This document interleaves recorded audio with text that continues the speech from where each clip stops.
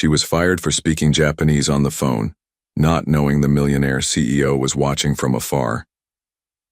Before anything else, if you're watching this from a place of struggle, know that you're not alone. Drop a heart below. The fluorescent lights hummed overhead as Emma Chen hunched over her desk, fingers flying across the keyboard in the cramped IT department of Transcorp Industries. At 28, she had mastered the art of invisible efficiency, fixing problems before anyone noticed they existed, staying late without complaint, never making waves. Today felt different, though. The weight of unpaid bills sat heavy in her purse, and Noah's daycare had called twice about his persistent cough. Her phone buzzed. The international number made her heart skip. Grandma Akiko, calling from Osaka. Moshi Moshi, Emma whispered, ducking into the supply closet. Her grandmother's frail voice carried across the Pacific, each word in rapid Japanese painting a picture Emma dreaded. The cancer had spread. The treatments weren't working. Time was running short. I understand, Grandma. I'll find a way to visit. Soon, Emma promised in Japanese, tears threatening to spill as she calculated impossible numbers. Plane tickets, time off, Noah's care. Excuse me, what exactly do you think you're doing? Emma spun around to find Diane Mercer, her supervisor, standing in the doorway with arms crossed and lips pursed in disapproval.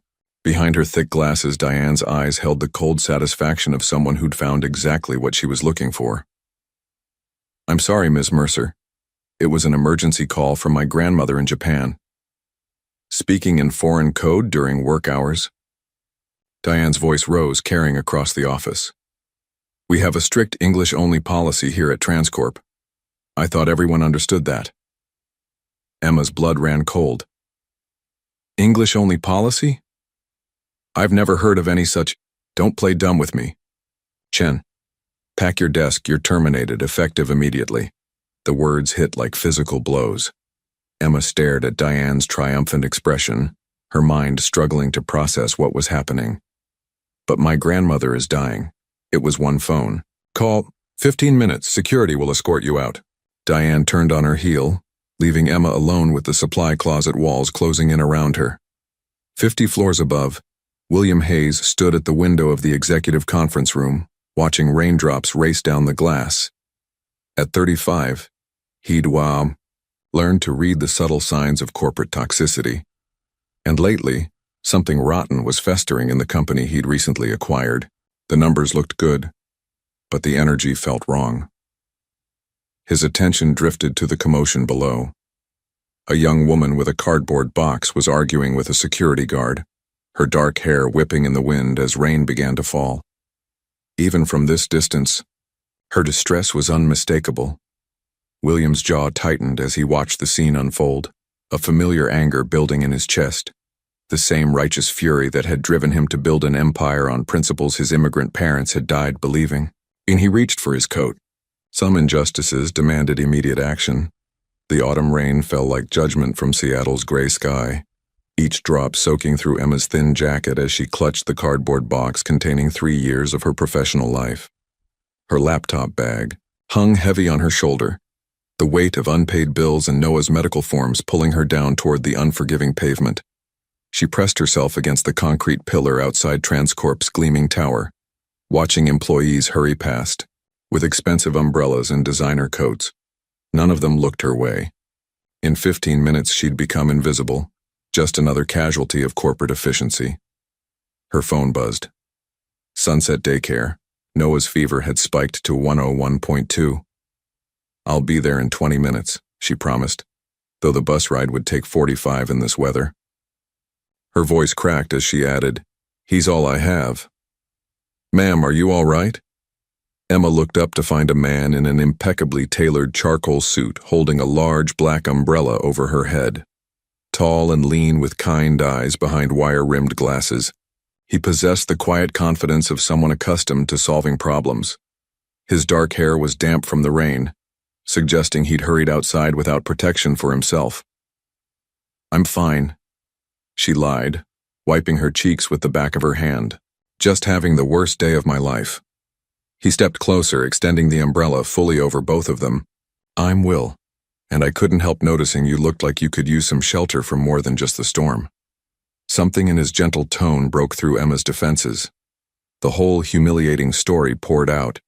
The discriminatory firing, her sick grandmother Noah waiting with a fever, the rent she couldn't pay. She expected him to make polite excuses and disappear like everyone else. Instead, Will listened with the intensity of someone who understood that life could shatter in an instant. "I own a small bookstore about 10 minutes from here," he said, quietly. "There's an apartment upstairs that's been sitting empty. Nothing fancy, but it's clean and safe, and honestly, I could use help managing the store." Emma stared at him through the rain. "Why would you help a complete stranger?" Will's expression darkened briefly, as if remembering something painful.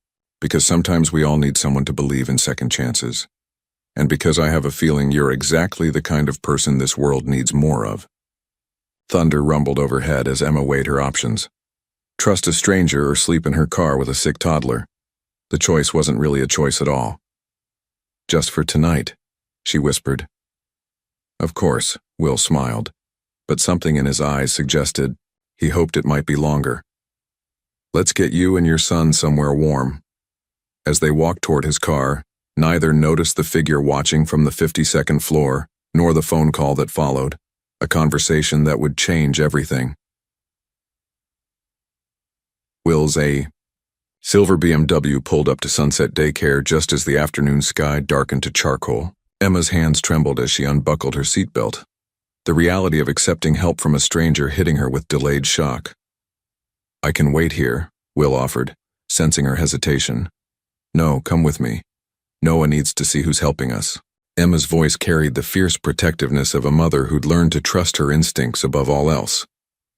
Inside, 2-year-old Noah sat listlessly in Miss Patricia's arms, his usually bright eyes dulled by fever. The moment he saw Emma, his little arms reached out with desperate need. "Mama," he whispered, his forehead burning against her neck. Will watched silently as Emma transformed from defeated job seeker to devoted mother, efficiently gathering Noah's things while murmuring comfort in both English and Japanese.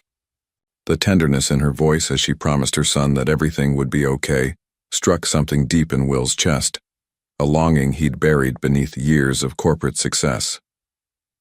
20 minutes later, they stood before Pages and Stories, a narrow, brick building wedged between a coffee shop and vintage clothing store. The wooden sign hanging above the entrance bore hand-painted letters that spoke of care and permanence. Through rain-streaked windows, Emma glimpsed warm lighting and shelves that reached toward a tin ceiling.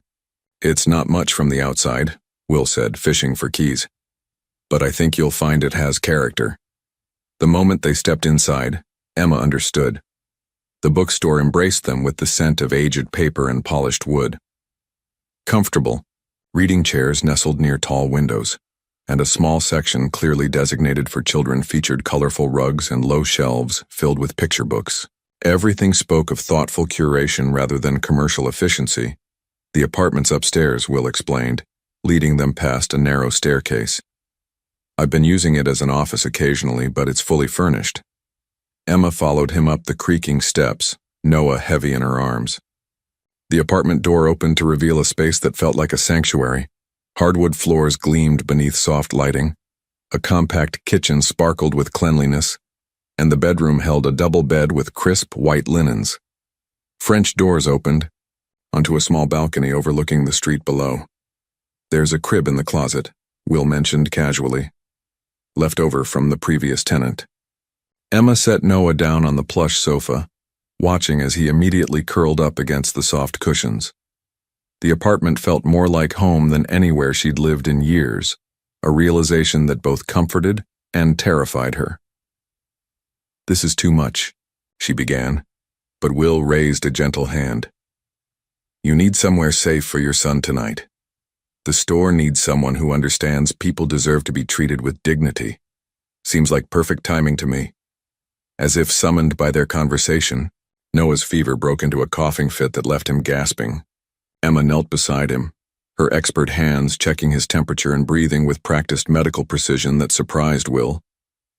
"He needs medicine and rest," she murmured, more to herself than to Will. "I should take him to urgent care, but without insurance. There's a pediatrician 3 blocks away, Dr. Sarah Martinez. Tell her I sent you. Emma looked up sharply. You seem to have solutions for everything. Why? Will's expression grew serious as he watched Noah's labored breathing. Because some battles are worth fighting and some people are worth protecting. Your son needs you strong, not broken. After Will left, Emma finally allowed herself to cry. Great shuddering sobs of relief and terror and gratitude. As Noah slept peacefully for the first time in days, she stood at those French doors watching. Rain streaked down the glass, wondering if she'd stumbled into salvation or simply delayed her inevitable fall. In the bookstore below, a light remained on long past closing time. Morning sunlight filtered through the French doors as Emma stirred to the sound of brass bells chiming below. Noah slept peacefully beside her, his fever finally broken after Dr. Martinez's visit and prescription. For the first time in months, Emma had slept through the night without nightmares about eviction notices. The melodic sounds of activity downstairs drew her curiosity. Wrapping Noah in a soft blanket, she descended the narrow staircase to find Will arranging books with practiced efficiency. He moved through the space like someone intimately familiar with every shelf and corner. Good morning, he said without looking up, somehow sensing their presence. How's our patient? Much better, thanks to your Dr. Martinez. Emma settled Noah in the children's section, where he immediately gravitated toward a colorful book about trains. You were up early.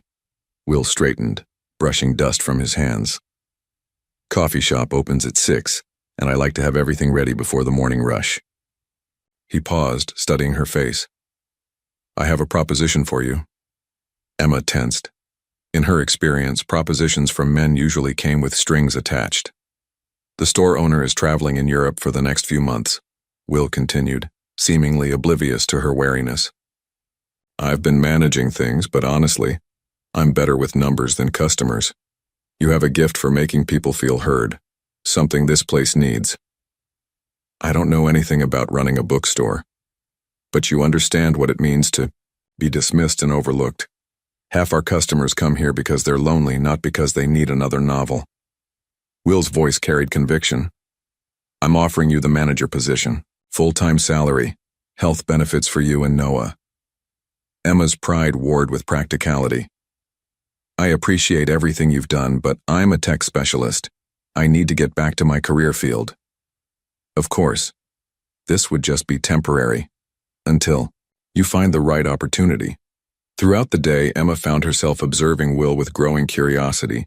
He handled vendor calls with corporate authority, made financial decisions without consulting anyone, and spoke about inventory management with the fluency of someone who'd built businesses rather than simply worked in them. When a customer complained about pricing, Will adjusted it with the confidence of an owner, not an employee. That evening, after Noah fell asleep, Emma opened her laptop to search job boards. A news article caught her attention. Hayes Group acquires Transcorp Industries in $2.8 billion deal. The accompanying photo showed a man in an expensive suit shaking hands with Transcorp's board members. Emma's blood turned to ice. The man in the photograph was Will, identified as William Hayes, CEO of Hayes Group. Her fingers trembled as she read further. The acquisition had happened 3 weeks ago. William Hayes, described as a visionary leader committed to corporate transformation, had personally overseen the transition. The article praised his hands-on approach and dedication to understanding every aspect of his acquisitions. Emma stared at the screen, fragments of the past 2 days rearranging themselves into a different picture.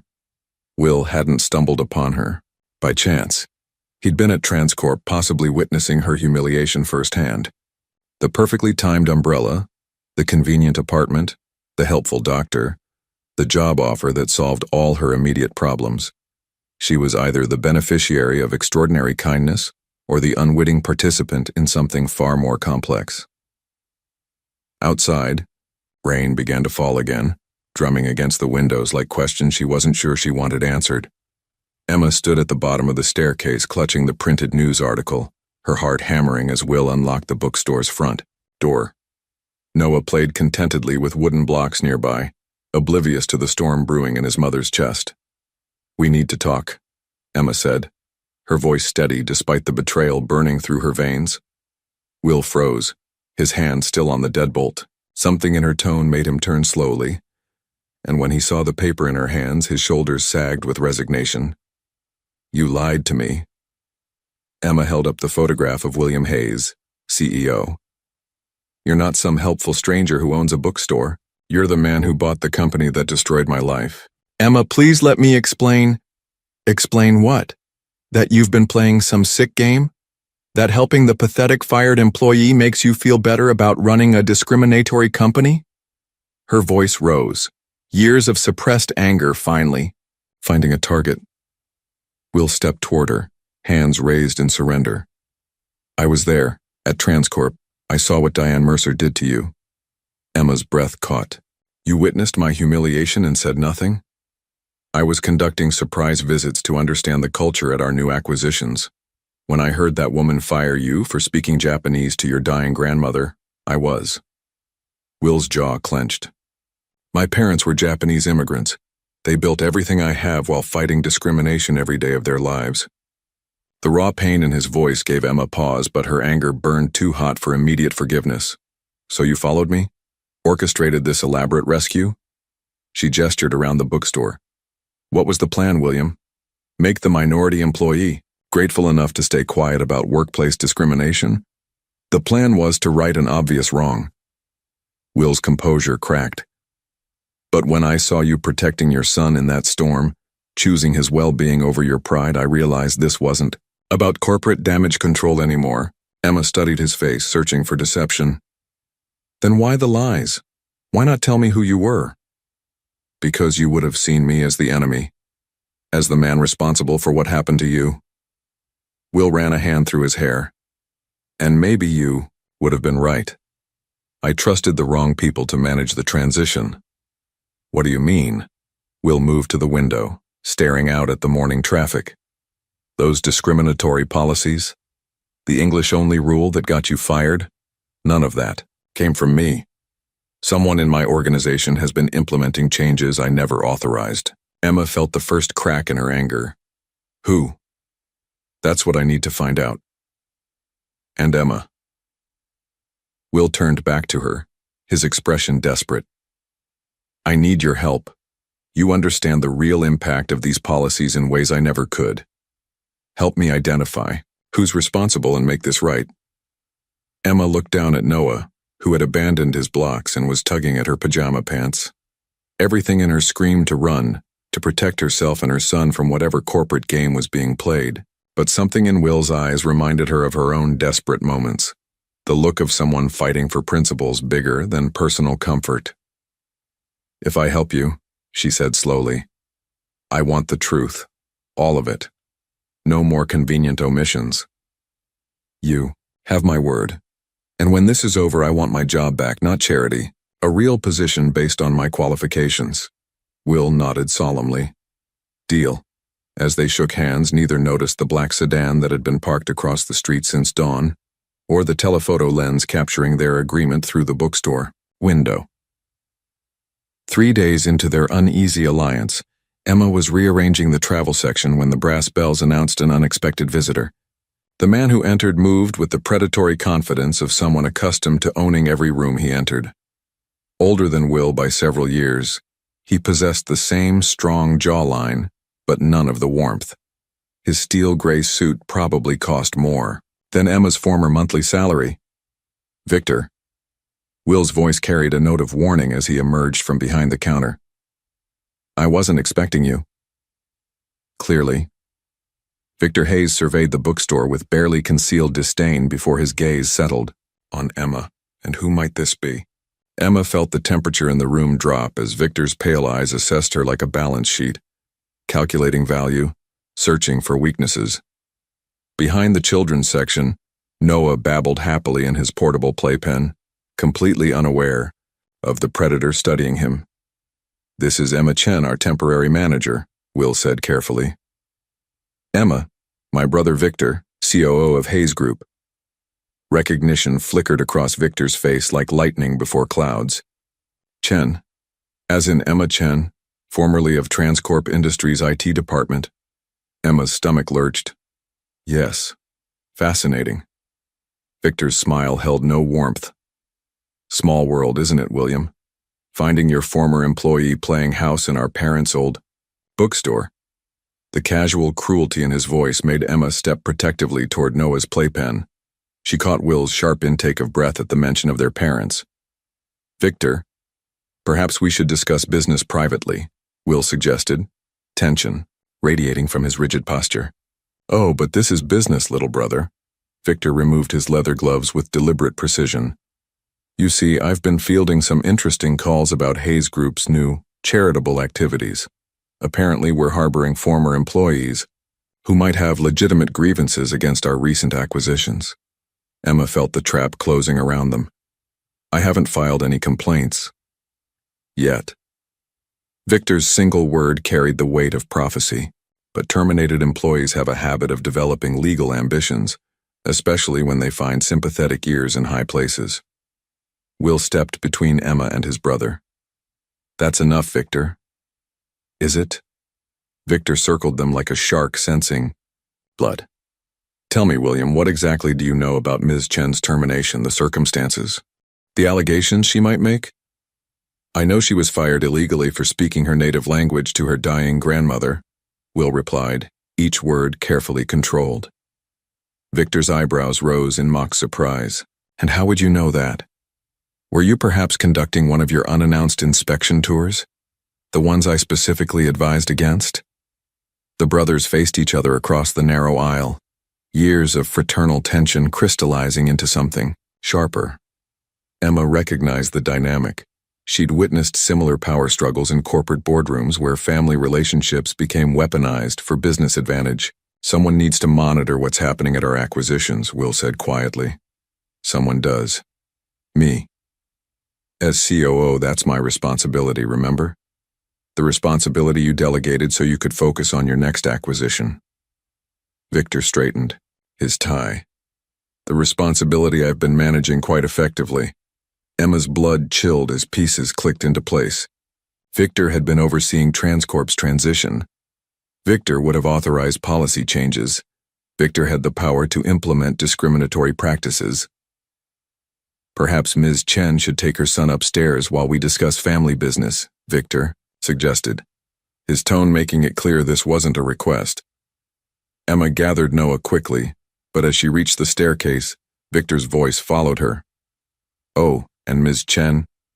Seattle's employment law is quite complex. I'd be careful about making accusations without substantial proof.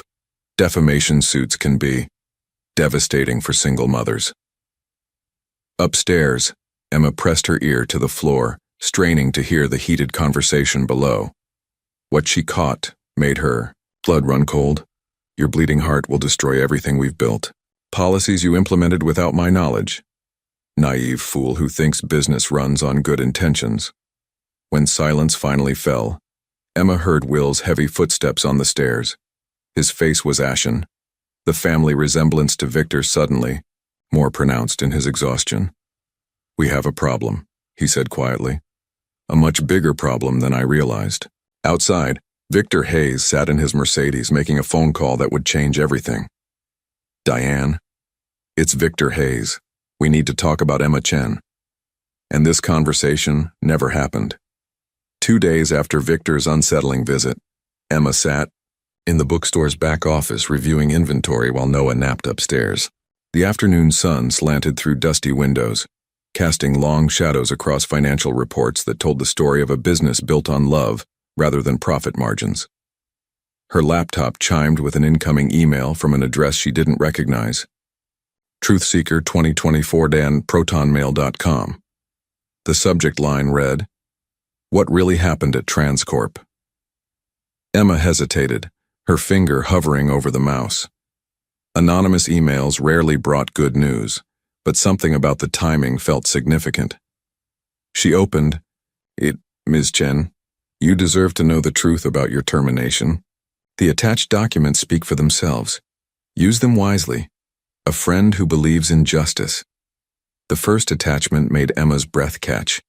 It was a company memo dated 3 weeks before her firing, bearing the official Transcorp letterhead and Victor Hayes' digital signature. The subject line read, "Cultural Integration Protocol, Immediate Implementation." Emma's hands trembled as she read the directive that had destroyed her career. Effective immediately, all verbal communication during work hours must be conducted in English only. This policy applies specifically to employees of Asian and Latino heritage who may use their native languages to exclude colleagues or share confidential information inappropriately. The clinical language couldn't disguise the document's vicious intent. This wasn't about workplace efficiency. It was targeted discrimination dressed in corporate speak. The second attachment was worse. A spreadsheet titled, "Workforce Optimization." Q3 results listed terminations from the past 6 months. Emma scanned the names, her heart sinking with each entry. Maria Gonzalez, fired for insubordination after requesting Spanish translation services for her elderly clients. David Kim, terminated for cultural insensitivity after discussing Korean business practices with international partners. Jennifer Nakamura, dismissed for policy violations after speaking Japanese during her lunch break. 23 names in total. 21 were employees of Asian or Latino heritage. Emma printed everything, her hands shaking as page after page of evidence emerged from the old laser printer. This wasn't random corporate restructuring. It was systematic ethnic cleansing, disguised as efficiency improvements. "Emma?" Will's voice carried from the storefront. "Everything all right back there?" She gathered the documents, unsure how to begin explaining what she'd discovered. Will appeared in the doorway, took one look at her expression, and immediately moved to close the office door. "What is it?" Emma handed him the printed memo. She watched his face transform as he read, confusion giving way to recognition, then hardening into something she'd never seen before, raw, primal fury that spoke of deeply personal violation. "This came from Victor," he said, his voice barely above a whisper. "There's more." Emma showed him the termination spreadsheet. Will studied the names, his breathing growing shallower with each entry. When he reached the bottom, he set the pages down with exaggerated care, as if they were made of explosives. "My parents came to this country in 1952, he said, staring at his hands. Dad was Hiroshi Hayes. He changed his name from Hiroshi Hayashi when they settled in California. Mom was Michiko. They built Hayes Group from nothing, working 16-hour days while people spat at them in the streets and called them names I won't repeat." Emma waited, sensing this was a story Will rarely shared. "They taught me that success meant lifting others up, not pushing them down. That a company's character mattered more than its quarterly profits." Will's voice cracked. "Victor knows this. History. He grew up hearing the same stories, enduring the same lessons about dignity and respect." Will stood abruptly, pacing to the small window that overlooked the alley. "He didn't just implement discriminatory policies. He betrayed everything our parents died believing in." "William?" Emma's voice was gentle but firm. "We need to take this to the authorities, the Department of Labor, the EEOC, maybe even the FBI. We will." Will turned back to her, his expression hardening with resolve. "But first, I need to understand how deep this goes. Victor didn't act alone. He couldn't have. Someone's been feeding him intelligence, helping him identify targets." Emma's laptop chimed again. Another email from the same anonymous address, this one containing a single line. "Check your apartment. Someone's been watching." Through the office window, a black sedan pulled away from the curb across the street, its tinted windows reflecting the afternoon sun like dead eyes. The next morning brought an unexpected visitor to Pages and Stories. Emma looked up from organizing the new arrivals display to see Jennifer Reed pushing through the front door, her familiar blonde bob and nervous energy unchanged from their Transcorp days. "Jennifer?" Emma set down the stack of novels, surprised by the mixture of relief and wariness flooding through her. "What are you doing here? I heard through the grapevine that you were working at this little bookstore." Jennifer's smile seemed forced as she glanced around the cozy interior. "I wanted to check on you after. Well, after what happened." Emma led her to the reading area near the window, noting how Jennifer's designer purse and perfectly pressed blazer contrasted with the bookstore's worn comfort. "How did you find me? Seattle's tech community is smaller than you think. Word travels fast when someone like you just disappears." Jennifer perched on the edge of an armchair, her posture suggesting she didn't plan to stay long. "I was worried about you and Noah." They spent several minutes catching up. Jennifer had been promoted to senior analyst after the recent restructuring. Several mutual colleagues had also been let go, and the office atmosphere had grown increasingly tense. Emma found herself relaxing into the familiar rhythm of workplace gossip, almost forgetting the upheaval of recent days. "Emma, I need to ask you something, and please don't take this the wrong way." Jennifer's tone shifted, becoming more serious. "Are you sure you can trust this William Hayes?" Emma stiffened. "What do you mean? Think about it logically. You get fired from his company, and within hours this mysterious stranger appears with the perfect solution to all your problems?" Jennifer leaned forward conspiratorially. "There are rumors circulating that the Hayes brothers are working together on some kind of damage control strategy. That's ridiculous. William and Victor clearly don't get along, or that's exactly what they want people to think." Jennifer's interruption was gentle, but insistent. "Emma, you're brilliant, but you've always been too trusting. What if this whole rescue scenario is just elaborate public relations? Help the wrongfully terminated minority employee, create a feel-good story to counteract any discrimination lawsuits?" Emma felt the familiar doubt creeping back into her chest. "You don't know what you're talking about." "Maybe not, but I brought something you should see." Jennifer reached into her purse and withdrew a manila folder. "A friend in HR slipped me these before I left Transcorp yesterday." The documents Jennifer spread across the coffee table made Emma's blood run cold. Policy memos, termination authorizations, and cultural integration directives, all bearing what appeared to be William Hayes' signature alongside Victor's. "Look at the dates," Jennifer pointed with a manicured finger. "These go back months before the acquisition was officially completed. Both brothers were involved in planning these changes from the beginning." Emma stared at William's signature on a memo titled, "Streamlining Cultural Diversity, Phase 1 Implementation." The handwriting looked authentic, the digital signature, matching ones she'd seen on legitimate business documents around the bookstore. "Jennifer, where exactly did your friend get these? Does it matter?" "The evidence speaks for itself." Jennifer gathered the documents back into the folder and placed it on the table between them. "I'm leaving this with you because I care about you and Noah. But Emma, be careful who you trust. Sometimes the people who seem like saviors are just playing a longer game." After Jennifer left, Emma sat alone with the folder, her mind spinning. Upstairs, Noah's laughter echoed from his afternoon play session, a sound of innocence that made her chest tighten with protective fear. When Will returned from his vendor meetings, he found Emma sitting in the office, the controversial documents spread before her like tarot cards predicting disaster.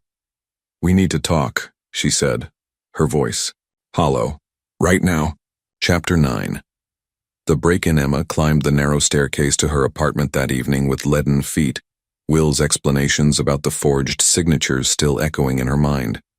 He'd seemed genuinely shocked by the documents Jennifer had provided, his forensic examination revealing subtle inconsistencies in the digital signatures that suggested sophisticated forgery. But doubt gnawed at her like a persistent ache. The apartment door stood slightly ajar. Emma's maternal instinct screamed danger as she pushed the door open with trembling fingers. The cozy sanctuary that had become their refuge was destroyed, furniture overturned, drawers emptied onto the hardwood floor, her laptop bag dumped beside the sofa with its contents scattered like digital entrails. On the coffee table, arranged with deliberate precision, lay the manila folder containing the Transcorp documents she'd hidden beneath Noah's crib mattress. Beside it sat a single sheet of paper with words that made her blood freeze. Some secrets should stay buried. Take your son and disappear. There's $50,000 cash in the kitchen drawer. This is your only warning. Emma's hands shook as she rushed to the kitchen, yanking open drawers until she found the money. Crisp hundreds bound with bank straps, more cash than she'd ever seen in one place. The reality of the threat hit her like a physical blow. Someone had been watching, waiting, planning. She grabbed Noah's diaper bag with frantic efficiency, stuffing clothes and essentials while her mind raced through escape routes. The bus station, maybe a cheap motel across town until she could figure out what to do next. Her grandmother's voice echoed from their last phone call. Sometimes running is the only way to protect what matters most. Noah stirred in his crib. As she lifted him, his sleepy protest cutting through her panic. "It's okay, baby," she whispered, wrapping him in his favorite blanket. "Mama's going to keep you safe." Heavy footsteps on the staircase made her freeze. The front door was still open. Had her intruder returned? Emma clutched Noah closer, scanning the apartment for anything she could use as a weapon. "Emma? I saw the door." Will's voice stopped abruptly as he took in the destruction. Relief and suspicion warred in Emma's chest as he stepped carefully through the debris, his face cycling through shock, anger, and something that looked like fear. "Did you do this?"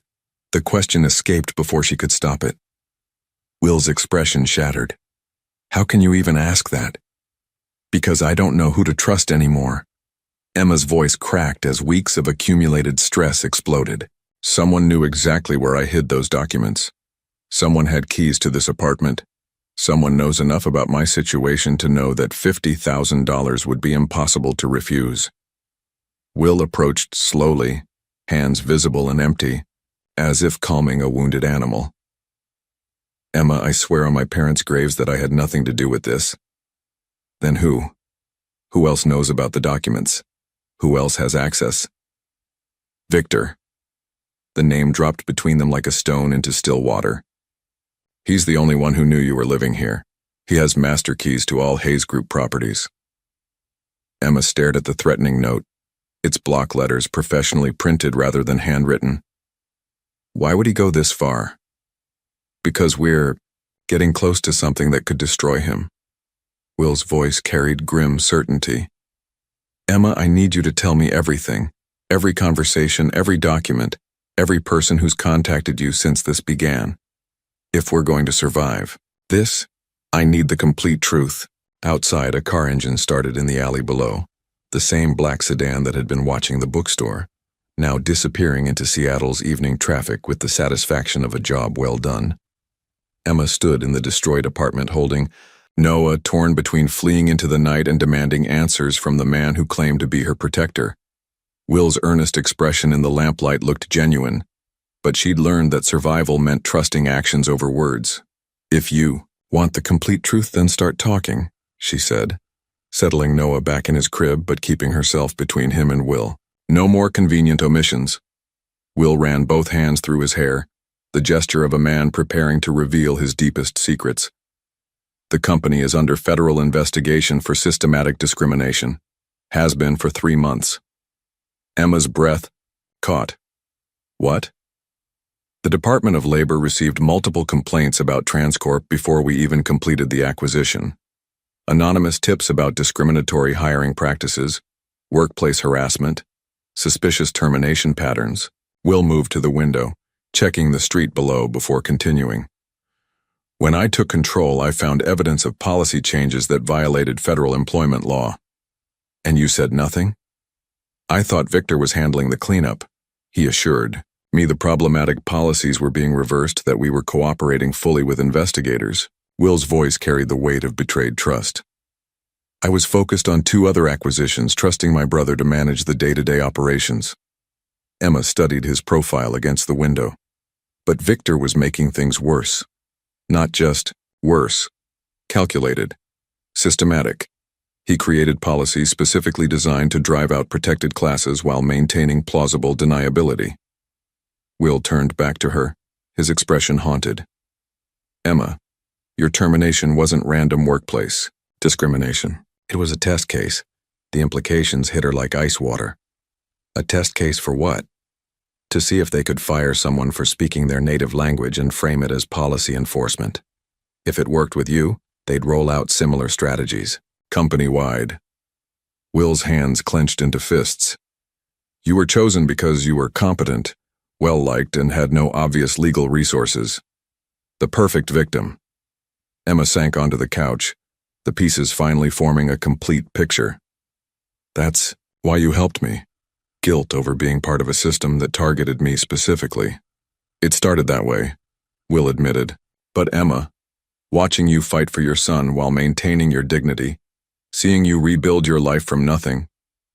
He paused, vulnerability replacing corporate authority in his voice. It stopped being about corporate responsibility weeks ago. Then what is it about? Will met her eyes directly. It's about the fact that I've spent years building companies but never building a life. About realizing that all my success means nothing if I can't protect the people who matter most. Emma felt her defenses wavering. How do I know you're telling the truth about the forged signatures? Will pulled out his phone, scrolling through email attachments. Because I hired a forensic document examiner yesterday. Look. The analysis was thorough and damning. The signatures on Jennifer's documents showed digital manipulation, layers added after initial creation, metadata inconsistencies, pixel-level alterations that proved forgery. Victor hadn't just betrayed his brother, he'd framed him with sophisticated precision. He's been planning this for months, Will continued, creating evidence that would make me the scapegoat if the federal investigation expanded. If I go down for discrimination, Victor takes control of Hayes Group with a clean reputation. Emma studied the forensic report, her technical background, helping her understand the digital evidence. This proves the documents are fake, but it doesn't prove Victor created them.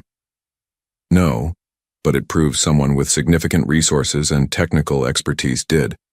Someone with access to my legitimate signature samples and official company systems. Will's expression hardened. Someone who benefits from my destruction. Outside, the black sedan returned, parking across the street with its engine running. We need to leave, Will said urgently. Now. As Emma gathered Noah and the evidence, she realized they'd crossed a line. This wasn't about her wrongful termination anymore. It was about corporate warfare with federal implications, and they were caught in the crossfire. The Hayes Group headquarters rose 52 floors above downtown Seattle, its glass and steel facade reflecting the gray morning sky like a corporate mirror. Emma sat in Will's BMW outside the building, Noah asleep in his car seat while she tested the wireless earpiece Will had given her. Are you sure about this? She whispered into the microphone. Will's voice crackled through the earpiece from the executive elevator. I need a witness to whatever Victor says, someone the federal investigators will believe. Emma watched through the tinted windows as employees hurried past on the sidewalk below, unaware that their company's future was about to be decided in a conference room high above their heads. The wireless receiver in her lap would broadcast every word of the confrontation between brothers. Victor's here, Will's voice reported. I'm going in. Emma heard the elevator doors open, followed by footsteps on polished marble. Will had arranged the meeting under the pretense of discussing quarterly projections, but both brothers knew this was about much more than numbers. William. Victor's voice carried its usual authority. You sounded urgent on the phone. We need to discuss the Transcorp situation. The federal investigation has expanded. A pause, then Victor's laugh, cold and calculating. Has it now? And what does that have to do with me? Everything. Will's voice hardened. I know about the forged documents, Victor. The signatures, the policy memos, the systematic targeting of minority employees. Emma heard papers rustling, presumably Will spreading the forensic evidence across the conference table. Impressive work, Victor said after a moment. Though I'm not sure what you're implying. I'm not implying anything. I'm stating facts. You implemented discriminatory policies, framed me for authorization, and created a paper trail that would destroy my reputation if the investigation intensified. Such dramatic language, little brother. Victor's voice carried amusement now. You always were prone to emotional outbursts. 23 employees, Victor. 23 people fired for speaking their native languages, practicing their cultural traditions, or simply existing while non-white in your corporate vision. The silence stretched long enough that Emma wondered if the connection had failed. Then Victor's voice returned, stripped of its earlier mockery. You want to know the truth? Fine. Yes, I implemented those policies, yes, I targeted specific demographics, and yes, I made sure your signatures appeared on the authorization documents. Emma's breath caught. Even expecting the confession hearing, Victor's casual admission of systematic discrimination sent chills down her spine. Why?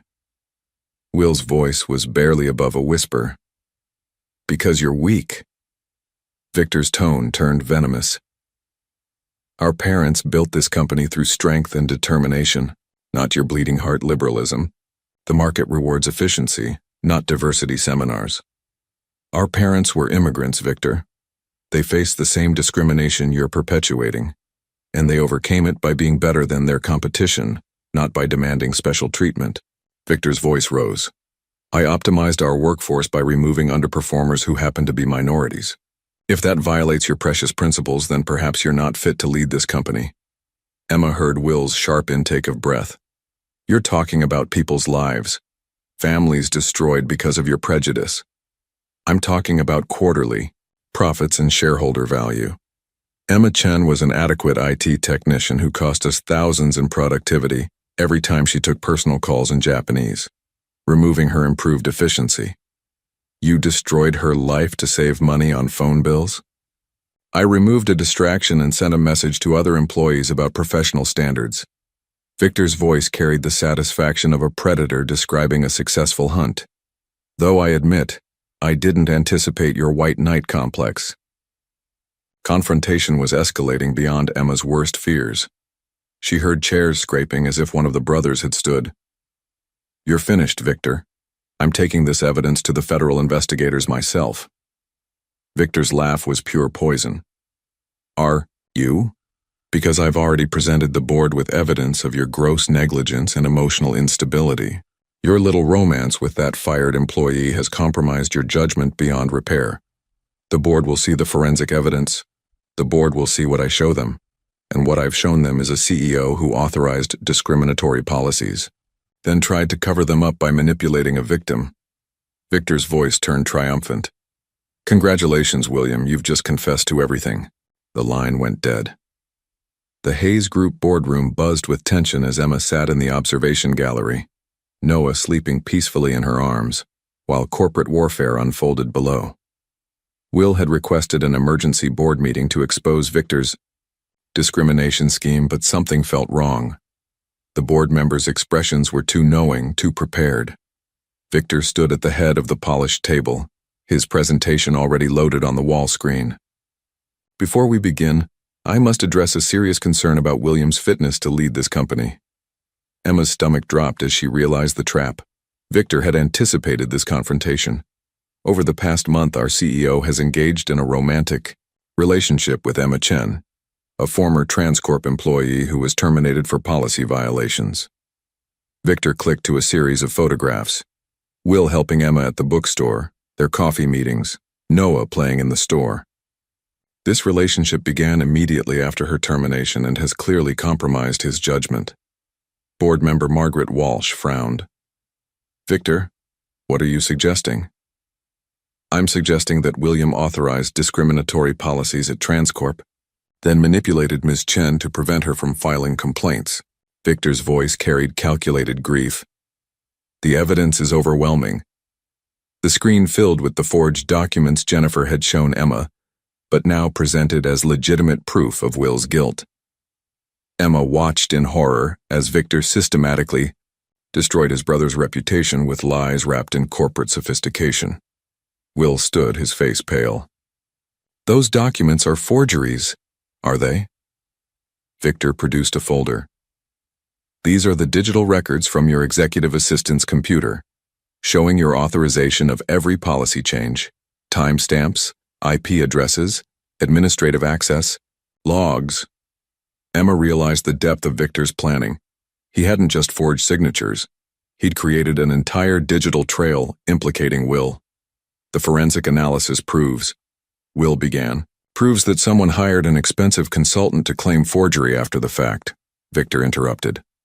Gentlemen, ladies, we have a CEO who violated federal employment law, then attempted to cover it up through emotional manipulation of his victim. Board member Richardson cleared his throat. "William, these are serious allegations." "They're lies," Will said desperately. "Victor implemented those policies without my knowledge." "Then why do our records show your computer authorizing every change?" Victor's triumph was complete. "Why did you immediately begin a relationship with Ms. Chen instead of referring her to our legal department?" The board voted quickly. Temporary suspension of William Hayes pending a full investigation, with Victor assuming interim leadership. As security escorted Will from the building, he looked up at Emma in the gallery. His expression carried defeat, but his eyes held a promise. This wasn't over. In the parking garage, Victor's phone buzzed with a text from an unknown number. "Recording complete. Thank you for the confession." The hunter had become the hunted. 3. Days after Will's humiliating ejection from the boardroom, Emma received a cryptic text. "Cafe Luna, 2 p.m., come alone. We have friends." She found Will at a corner table in the small neighborhood cafe, far from downtown's corporate towers. Across from him sat an elegant Japanese-American woman in her 50s and a nervous-looking man Emma recognized from Transcorp's finance department. "Emma, meet Melissa Tanaka," Will said as she approached. "She was my mother's best friend and one of Seattle's top employment discrimination attorneys." Melissa's handshake conveyed both warmth and steel. "Your mother would be proud of what you're doing, William." The nervous man shifted uncomfortably. "I'm Marcus Chen. I sent you those documents." Emma's eyes widened. "You're the anonymous tipster?" "CFO at Transcorp for 8 years. I've been documenting Victor's policies since the acquisition." Marcus pulled out a tablet. "I have everything. Internal emails, financial records showing budget allocations for workforce optimization, even recordings of Victor's strategy meetings." Melissa leaned forward. "Marcus approached me yesterday. What Victor did violates multiple federal statutes, but we need more than documentation. We need victims willing to testify." "I've been contacting the terminated employees," Emma said. 17 have agreed to participate in a class action lawsuit. Will's expression shifted from defeat to determined hope. "What do you need from me?" "Your testimony about Victor's confession. The recording Emma made proves intent, but we need your first-hand account of the conspiracy." Melissa's voice carried courtroom authority. "Are you prepared to testify against your own brother?" Will stared into his coffee, years of family loyalty warring with moral obligation. "Victor betrayed everything our parents built. He used their legacy to destroy innocent people's lives." "That's not the only thing he did," Marcus interjected, pulling up financial records on his tablet. "Victor's been embezzling acquisition funds. The discrimination was designed to hide systematic financial fraud." Emma felt the pieces clicking into place. The terminations reduced payroll costs while Victor skimmed the savings into offshore accounts. "Exactly. We're not just talking about employment discrimination. This is corporate fraud on a massive scale." Melissa gathered her papers. "Victor Hayes isn't just a bigot. He's a criminal." Will looked up, resolve hardening his features. "What do we do?" "We go to war," Melissa replied. "Legally, publicly, and completely. By the time we're finished, Victor won't just lose Hayes Group. He'll lose his freedom." Outside the cafe window, a familiar black sedan sat running, its occupant making urgent phone calls. The final battle was about to begin. 3 months later, the Seattle Times headline read, "Hayes Group heir sentenced in discrimination scandal." Emma folded the newspaper as she walked through the gleaming corridors of Transcorp Industries, now bearing new signage that read, "Transcorp, a Hayes Group company. Excellence through inclusion." The federal investigation had moved with surprising speed once Melissa Tanaka presented the mountain of evidence. Victor's carefully constructed empire of lies crumbled within weeks when faced with Marcus Chen's financial records, the recorded confession, and testimony from 23 wrongfully terminated employees. The embezzlement charges alone carried a 15-year sentence. Emma paused outside her new office door, still marveling at the nameplate. Emma Chen, Director of Technology and Inclusion.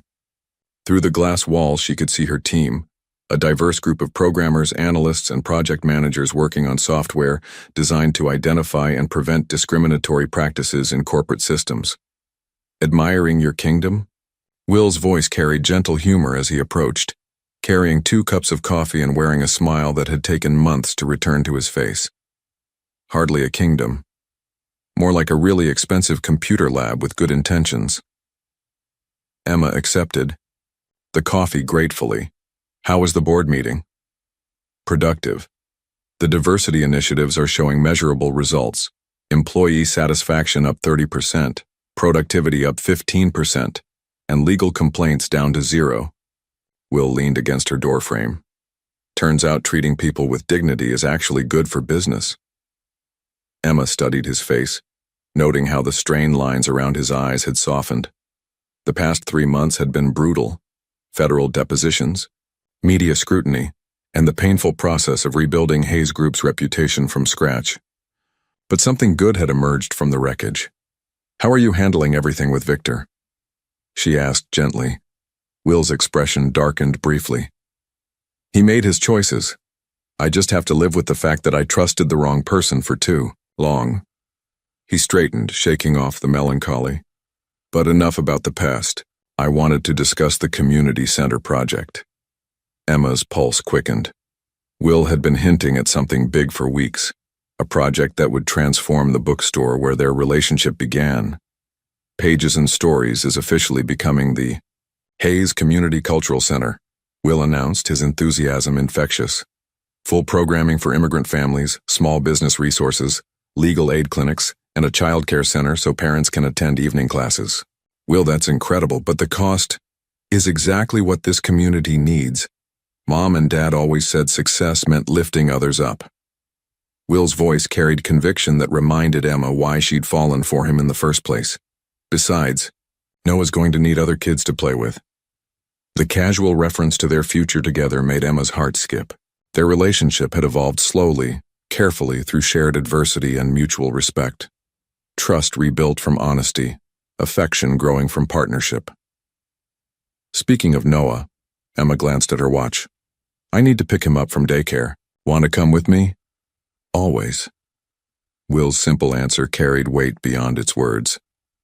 As they walked toward the parking garage, Emma reflected on the strange journey that had brought them here. A discriminatory firing had led to justice for dozens of victims.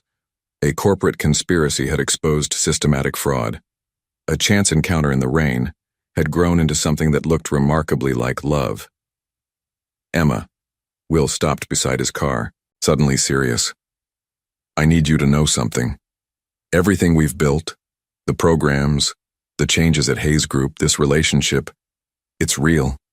It's not gratitude or guilt or corporate responsibility. Emma stepped closer, studying his face. In the afternoon light. I know. It stopped being about the job or the lawsuit months ago. Then what is it about? Emma smiled, remembering a conversation from what felt like lifetime ago. It's about building something worth protecting, something that honors the people who believed in second chances. As they drove toward Noah's daycare, neither noticed the small crowd gathering outside the bookstore or the banner being hung across the entrance. Grand opening. Hayes Community Cultural Center. Welcome home. 1 year after a desperate phone call in Japanese changed everything, Emma stood before the transformed bookstore watching Seattle's mayor cut a ceremonial ribbon. The brass nameplate now read, Hayes Community Cultural Center, but the warm, lighting and comfortable reading chairs remained, creating a bridge between past and future. Ladies and gentlemen, Mayor Davidson announced to the gathered crowd. It's my honor to dedicate this space to the principles of inclusion, opportunity, and second chances that make our city great. Emma scanned the faces before her. Former Transcorp colleagues who'd found new careers, immigrant families enrolling their children in English classes, small business owners attending the entrepreneurship workshops. Noah toddled between the crowds, his confident steps matching his growing vocabulary that now included words in English, Japanese, and the Spanish he'd learned from Maria Gonzalez, who managed the center's family services. You did this, Will. whispered, appearing beside her with 2 cups of coffee that had become their ritual. We did this, Emma corrected, accepting the warm mug. All of us. The past year had transformed more than just the bookstore. TransCorp's inclusion initiatives had become a national model, attracting companies seeking to implement similar programs. Emma's technology solutions were being adapted across multiple industries, proving that ethical business practices could drive innovation and profit simultaneously. Emma-chan, a familiar voice called from the crowd. Emma's heart soared as she spotted her grandmother Akiko making her way through the celebration, assisted by Dr. Martinez. The experimental treatment in Japan had been successful. Grandma Akiko was not only cancer-free but strong enough to travel to Seattle for an extended visit. Grandma. Emma embraced the small woman who had taught her that dignity survived any hardship. I'm so glad you're here. I wouldn't miss seeing what my granddaughter built from her tears, Akiko replied in accented English, then switched to Japanese. Your parents would be so proud. Will approached respectfully, bowing slightly in the traditional manner. Mrs. Yamamoto, it's an honor to finally meet you. Emma speaks of you constantly. Akiko studied Will with the sharp eyes of someone who'd survived too much to be easily impressed. After a moment, she smiled. You are the one who helped my Emma when she had nothing? She helped herself, I just provided an umbrella. A good man provides shelter from storms he didn't create. Akiko nodded approvingly. You have my blessing. Emma looked between them confused, but Will was already moving toward the small stage at the front of the room. If I could have everyone's attention, Will called, his voice carrying the authority of someone who'd learned to lead through service rather than command. Today marks not just the opening of this center, but the first anniversary of our Technology and Inclusion Division at TransCorp. Applause filled the room as Emma was gently guided toward the stage, Noah somehow appearing in her arms, as if drawn by magnetic force. A year ago, Emma Chen was fired for speaking Japanese to her dying grandmother. Will continued, his voice steady despite the emotion underlying each word. That act of discrimination became the catalyst for transformation, not just of a company, but of an entire approach to business ethics. Emma felt tears threatening as Will's words painted the journey they'd shared. The investigation that brought justice to 23 wrongfully terminated employees, the corporate restructuring that eliminated discriminatory practices, the community programs that had touched hundreds of lives. But tonight isn't about corporate success or legal victories, Will said, his eyes finding Emma's. It's about family. The family we're born into, the family we choose, and the family we build from love, respect, and shared values. Will stepped closer, reaching into his jacket pocket. Emma, you taught me that true leadership means lifting others up, that real success is measured in lives improved rather than profits maximized. The room fell silent as Will dropped to one knee, producing a simple platinum ring that caught the warm light like a promise. This bookstore belonged to my parents, immigrants who believed America's strength came from its diversity. They would have loved you and Noah, just as I do. Will's voice cracked slightly. Will you marry me? Will you help me build a legacy they would be proud of? Through her tears, Emma saw the faces surrounding them. Friends who'd become family, colleagues who'd become advocates, strangers who'd become community. This wasn't just a proposal.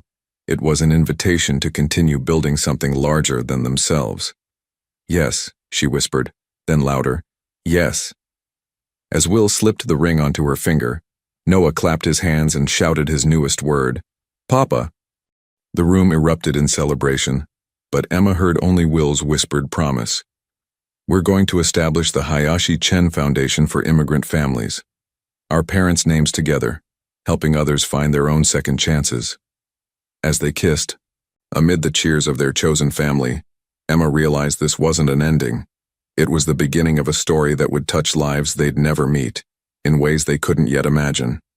Outside, snow began to fall on Seattle, each flake unique and beautiful, joining others to create something bigger than the sum of its parts.